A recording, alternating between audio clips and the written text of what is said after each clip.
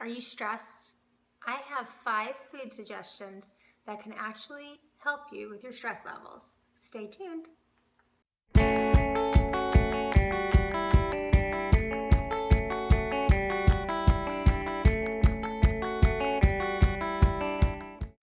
Okay guys, you may not even realize how stressed you actually are.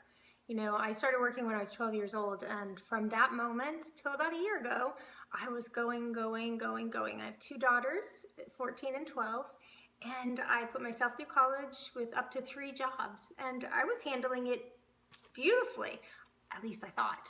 I would get some pains and I would have some issues going on in my body, and the doctors would ask me, are you stressed, under a lot of stress? And as a school principal, you would think the answer would be yes, but I really thought I was handling it well, and I didn't understand physically what was happening in my body from stress. So I want to share with you today a little bit about what's happening in your body, and then encourage you to add some plants that might help with that. First of all, whenever we are feeling stress, which is so much more than we used to, you know, taking care of our families, trying to work jobs, trying to build a future for everyone in the family, and just the day-to-day ins and outs cause a lot of stress. And whenever we feel stressed, we get into this fight mode. It's like putting on your gloves and trying to have a fight. Well, in our bodies, we have a stress hormone that's dumped into our bloodstream to do that fight for us. And cortisol is that stress hormone that actually will cause our bodies over time, when you dump so much of it in your body, to have cognitive impairment, where your thinking is not doing well. You know, there was times when I couldn't even remember what we had for dinner last night, and I'm still recovering actually from all that stress, because I've learned how to reduce some of it, but years and years of that cortisol being released caused some impairment. You could actually suppress your immune system. The cortisol will suppress your immune system, and no wonder my immune system's a little out of whack. And it could also cause you to just be, you know, fatigued and irritable. So we really need to make sure that, one, we take some things out of our lives that are causing ongoing stress, because it's not normal. It is not normal to continually be stressed. And then we have to take time to relax so that we can bring our bodies into a moment of relaxation, so that it won't be releasing cortisol to do that fight for us. So we can meditate. That's a really easy way to just get your mind to quiet down. And it does take some practice, but you can meditate and relax. There are great benefits to exercise. Exercise releases some of that tension so that it's not built up in the body, causing that cortisol to do the fight for you. You can, just doing those 2 things is an improvement. Sleeping better, you know, and sleeping more. We rebuild our bodies when we sleep. So when you get a good night's sleep, your body is actually fixing some of the things that are wrong with it. So getting to bed an hour earlier, or trying to turn the TV off or the phone off an hour before bed, really will help your body get ready to sleep more deeply. Okay, so those are some tips. Meditate, exercise, get better sleep, and eliminate some things in your life that cause that ongoing stress. But when all that's not working out, you can also add more plants to combat some of what's happening with the stress. So I want to share with you 5 plants that you can eat that will help you with your stress levels. The first one I want to share with you is green leafy vegetables. And there's a reason for that. Green leafy vegetables like spinach and kale, anything green and leafy, is going to contain folate. Okay, and folate actually produces dopamine, and dopamine is a pleasure-inducing chemical in the brain. So we can get that good feeling from eating green leafy vegetables. Who would have thought? You know, we think, oh, I'm not a plate of spinach, that's really not going to be that exciting. But it actually will internally release that dopamine and kind of calm your body. The second food I want to encourage you to eat is blueberries.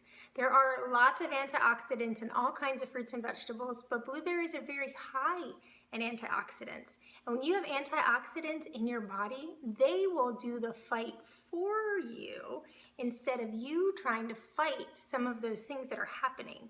So that's really important. It will lower your body's response to the fight.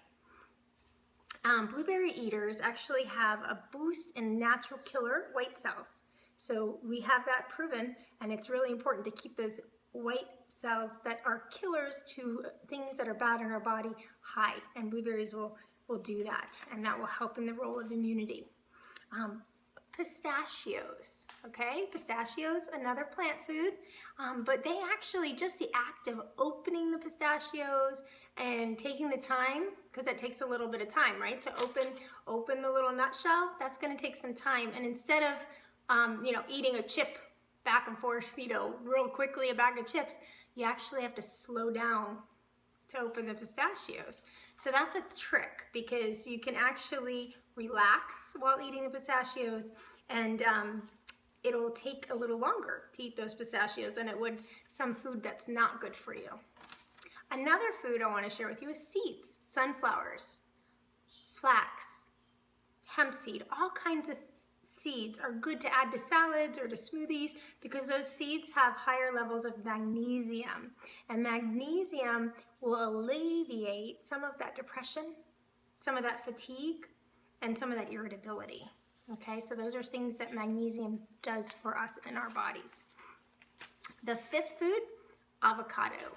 Okay, now why would an avocado help us feel better?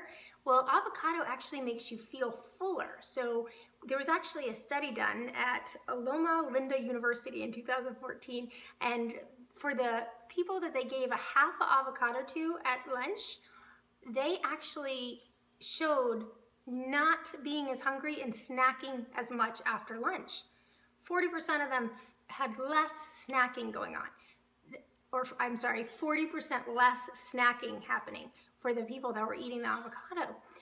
And we usually, after lunch, we get full, but about an hour later, we're just wanting to eat more or snack on something. So if we can reduce the urge to want to snack, we're not going to add all those extra bad foods in our bodies. So adding a half avocado or some avocado to your meal will fill you and make you more satisfied, and then you won't snack as much. So avocado is number 5. And here's a bonus. I told you 5, but I'm giving you a bonus. Dark chocolate. Yes, I'm considering it a plant food because it has cocoa bean. It's from the cocoa bean. And it actually reduces, because it reduces the stress hormone by the antioxidants in the cocoa bean. Yeah. The cocoa antioxidants in the cocoa bean will actually trigger the walls of the blood vessel to relax. Okay, so when you eat chocolate, dark chocolate, you want it to be over 70%. You are actually helping yourself lower blood pressure and improving your circulation. So we don't want milk chocolate, because milk chocolate contains dairy. We want at least 70% dark chocolate, so you can get those antioxidants. So I hope that's been helpful to you. I want you to release your stress, but I also want you to reduce your stress. And eliminating things in your life that are causing stress, even if it's a best friend, do that first. Then find a way to have some quiet time. And then add more plants so that you can have a better chance at your body fighting the fight instead of the cortisol having to do that. You guys have a great day, and hope this has been helpful and valuable.